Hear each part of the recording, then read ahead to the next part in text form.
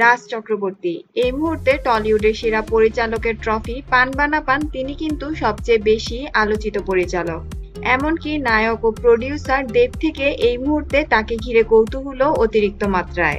শুভশ্রীর সঙ্গে খুব অল্প দিনের অন্তরঙ্গতা এবং বিচ্ছেদ, মিমির সঙ্গে বিচ্ছেদ এবং জল্পনা, বলতে গেলে খুব স্নায়ুচাপ সামলে তিনি রিলিজ করছেন জ্যাম। সেই চ্যালেঞ্জ ছবি থেকে যাত্রা শুরু করেছেন, বদলে দিয়েছেন বাংলা বাণিজ্যিক ছবির মানচিত্র। টলিউডে এবার তার হাত ধরেই তৈরি নায়িকা রুক্মিণীর অভিষেক। তবে এর আগে শুভশ্রী, মিমি এবং পায়েল তিনজনই তার হাত ধরেই নায়িকা হয়েছেন। শুভশ্রী, মিমি, পায়েল নাকি রুক্মিণী, কে সবচেয়ে বেশি প্রিয় রাজের কাছে? এই বিষয়ে জানতে চাইলে রাজ বলেন, আমি যদি রেটিং করতে যাই তবে এটা আমার জন্য খুব চাপ হবে। আমি এই মুহূর্তে চ্যাম্প নিয়ে ভাবতে চাই। কে কত নম্বরে এই বিষয়গুলো এখন আমার মাথায় নেই। আমি শুধু চাই চ্যাম্প রেটিং এ 1 নম্বরে থাকুক, সবাই দেখুক এবং সবাই ভালো বলুক।